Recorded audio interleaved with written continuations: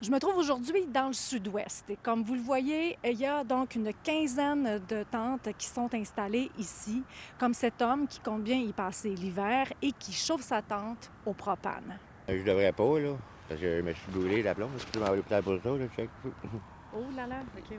Au cours du dernier mois dans le secteur, il y a eu des dizaines de surdoses et le fléau, c'est le fentanyl. Nous avons obtenu les plus récents chiffres de la Direction de la santé publique de Montréal.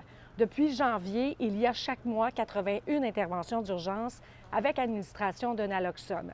Le mois de novembre a été le pire avec 124 interventions. Et seulement en novembre, le Bureau du coroner du Québec a signalé 19 décès possiblement reliés à des intoxications de drogue. Or, on apprend que la fameuse trousse de naloxone qui sert à contrecarrer les effets de la drogue gèle sous zéro.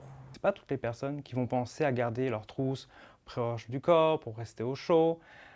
On va avoir des enjeux supplémentaires au long terme. Puis déjà cet hiver-là, on risque d'avoir de plus en plus de surdoses dans les campements. En campement, on est déjà pas mal isolé. Elle a une trousse de naloxone, mais si la naloxone est gelée, même si quelqu'un vient pour s'enquérir de la santé de la personne, le naloxone n'est pas forcément utilisable.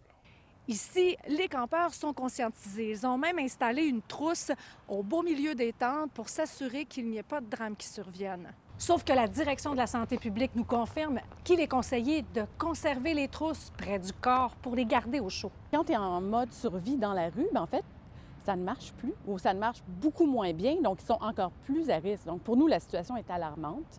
Ce contexte-là est à dénoncer. Mais si à la base, les trousses de naloxone distribuées par la DRSP étaient isothermes, ça viendrait faciliter.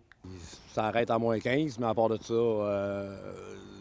des fois, ça en prend 2, 3, 4, 5 shots, dépendant de la personne, dépendant de la dose, dépendant de tout ça, là. Partout à Montréal, il y a des overdoses. D'ailleurs, la Direction de la santé publique a lancé une alerte applicable à toute l'île de Montréal sur les risques du nitazène, un opioïde 25 fois plus puissant que le fentanyl. L'enjeu, en fait, avec ça, pour moi, c'est la contamination. C'est que quelqu'un peut fumer avec sa pipe à crack, le passer à quelqu'un d'autre. Ça se peut qu'elle soit en contact avec un opioïde excessivement puissant.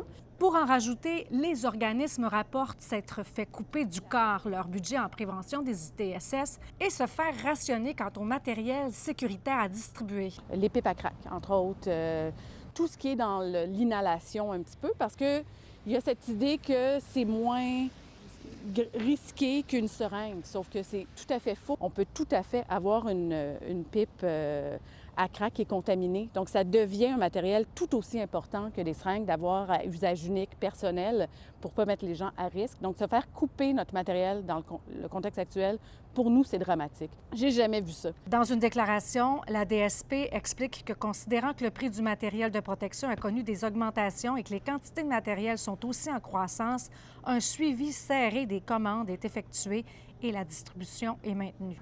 Nous avons sollicité une entrevue avec le ministre Lionel Carman sur ces enjeux en vain. À Montréal, Véronique Dubé pour Nouveau Info.